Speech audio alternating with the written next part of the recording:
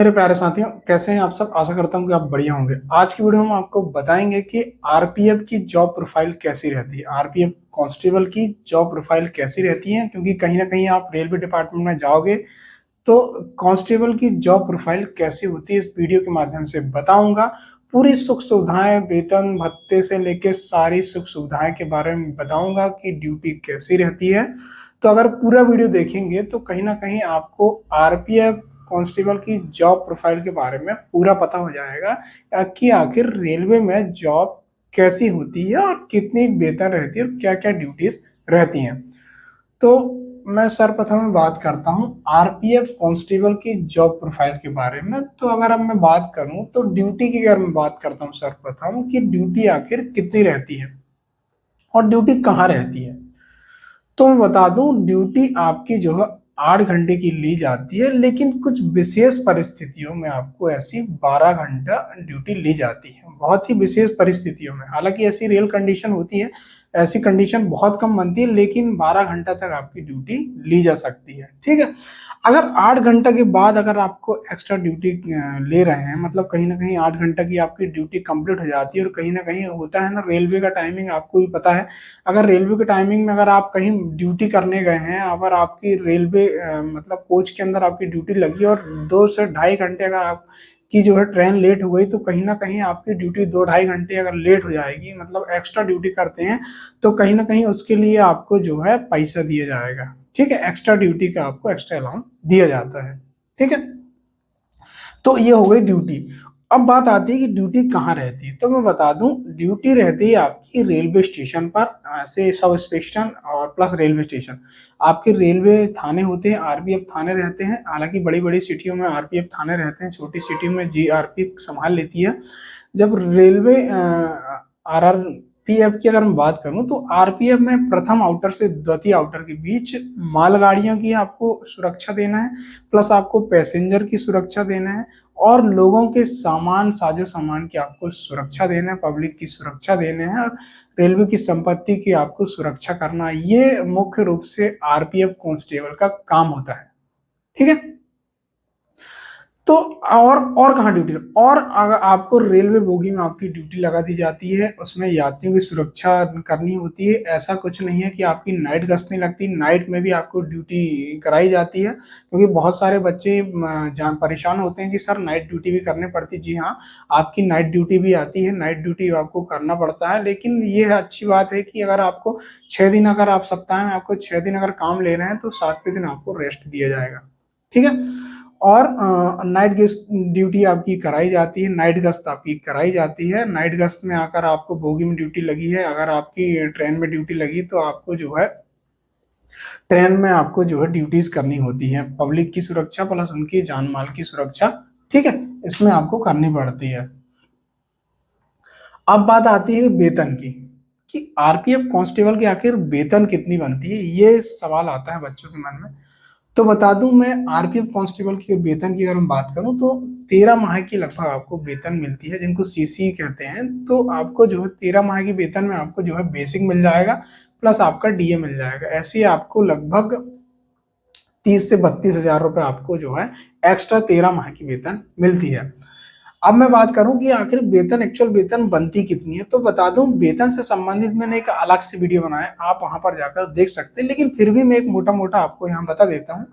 21,700 आपका बेसी हो गया, प्लस डीए आपका 11,270।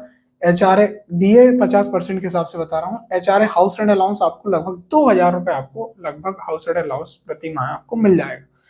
ट्रेवलिंग अलाउंस की अगर बात करूं तो ट्रेवलिंग अलाउंस आपको जो है 2,600 रुपए लगभग आपको एक महीने में मिल जाता है। 37,000, 35 से 37 हजार लगभग आपकी जो है वेतन बन जाती है। ठीक है। अब मैं बात करता हूँ ट्रेवलिंग अलाउंस की। देखो, अगर आप 8 किलोमीटर अपने आपकी जहां पोस्टिंग है, जहां थाने पे, अगर आप वहां से 8 किलोमीटर दूरी एक्स्ट्रा चले जाते हैं, मतलब कहीं ना कहीं 8 किलोमीटर से दूर अगर आप ड्यूटी करने जाते हैं, जहां पर आपकी फिक्स ड्यूटी है, वहां से अगर 8 किलोमीटर दूर आप ड्यूटी करने जाते हैं, तो कहीं ना कहीं आपको जो है 625 रुपये प्रतिदिन के हिसाब से आपको ट्रेवलिंग अलाउंस दिया जाएगा। ठीक है, यात्रा भत्ता आपको दिया जाएगा। ये जो बात कर रहा हूँ, ये फिक्स यात्रा भत्ता है, जिसको ट्रांसपोर्ट अलाउंस कहा जाता है। ये 2600 दिख रहा है आपको, ये ट्रांसपोर्ट अलाउंस है। लेकिन ये ट्रेवलिंग अलाउंस, अगर आप ड्यूटी अगर 8 किलोमीटर से अगर आप ज्यादा दूरी पर ड्यूटी कर रहे हैं तो कहीं ना कहीं आपको ट्रेवलिंग अलाउंस का फायदा दिया जाएगा। तो 625 रुपये प्रतिदिन के हिसाब से आपको ट्रेवलिंग अलाउंस दिया जाएगा। ये ट्रेवलिंग अलाउंस आपके अकाउंट में 2 से 3 महीने बाद आ जाता है, ठीक है, जिस हिसाब से आपने ड्यूटी करे हों। उसके बाद क्या क्या अलाउंस मिलते हैं, देखो आपको जो है टी एच आर ए बता दिए। इसके बाद आपको मिलता है दिवाली बोनस। दिवाली आती है तो आपको दिवाली बोनस दिया जाता है। और मैं बात करूं भोजन, आपको भोजन भत्ता आपको दिया जाता है। नेक्स्ट है आपका राशन भत्ता। लगभग कांस्टेबल हो आप तो 4,000 लगभग आपको राशन भत्ता दिया जाता है, ठीक है। और मैं बात करूं एक्स्ट्रा ड्यूटी अलाउंस, अगर एक्स्ट्रा ड्यूटी कर रहे हैं तो आपको एक्स्ट्रा ड्यूटी अलाउंस, जिस हिसाब से आप जितने घंटे आप एक्स्ट्रा करें उस हिसाब से आपको जो है एक्स्ट्रा ड्यूटी अलाउंस दिया जाता है। अब नेक्स्ट बात आती है कि शिक्षा भत्ता, ठीक है, एजुकेशन अलाउंस आपको दिया जाता है। देखो आप अगर जैसे ही आपके बच्चे होते हैं उनकी पढ़ाई लिखाई का खर्च पूरी की पूरी सरकार उठाती है।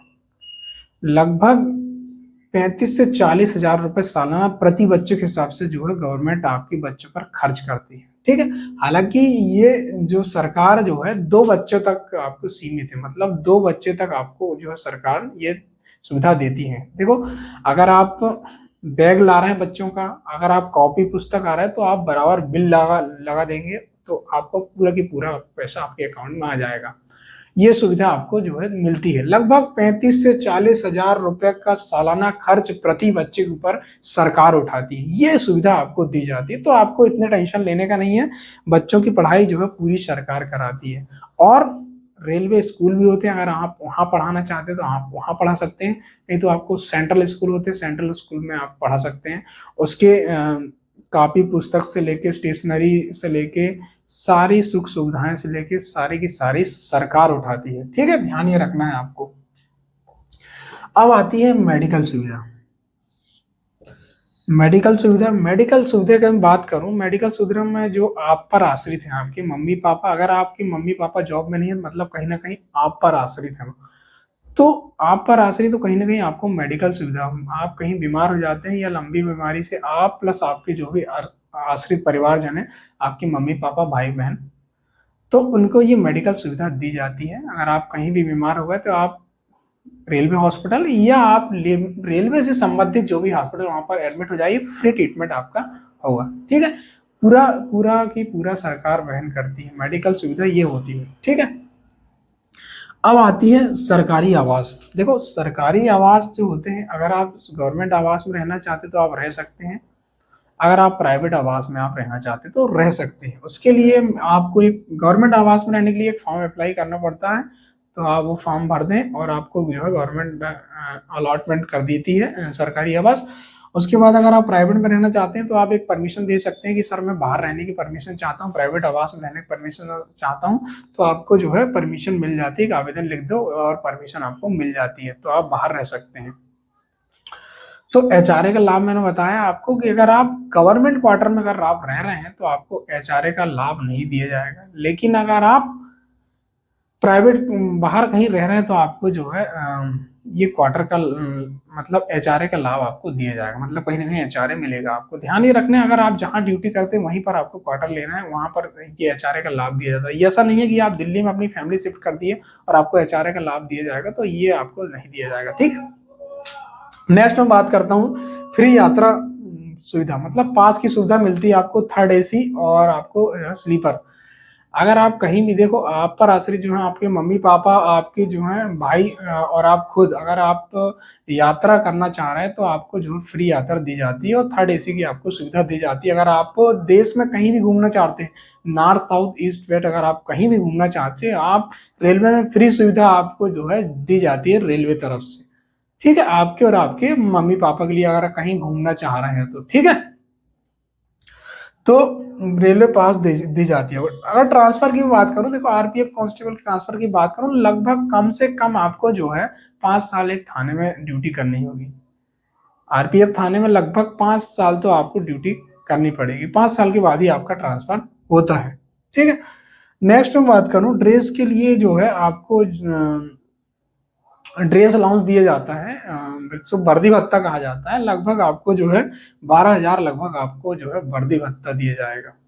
उसके अलावा क्या क्या सुविधाएं दी जाएगी आपको, उसके अलावा ये है आपका रेलवे हॉस्पिटल, रेलवे स्कूल। और अगर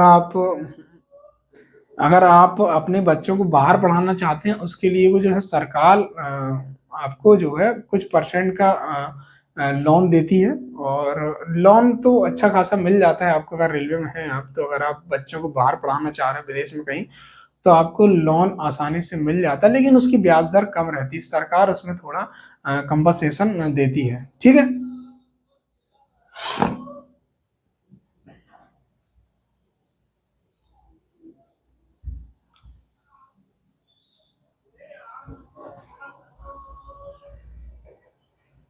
तो दोस्तों ये सुविधा जो है सरकार के तरफ से दी जाती है। और आरपीएफ की क्या ड्यूटी मैंने समझा दिया आप फिर आपको कि आरपीएफ की क्या ड्यूटी रहती है और क्या सुविधाएं आपको दी जाती है, कितनी आपकी वेतन बनती है। ये वीडियो देखकर आपको कैसा लगा, आप अपनी प्रतिक्रिया जरूर दें। अगर आप मेरे चैनल पर नए हैं तो मेरे चैनल को आप सब्सक्राइब करेंगे, और अगर अच्छा लगा होगा मेरा वीडियो तो आप लाइक जरूर करेंगे और ज्यादा से ज्यादा लोगों तक शेयर करेंगे, ताकि जो है रेलवे से संबंधित सारी की सारी जानकारी उनको भी उपलब्ध हो।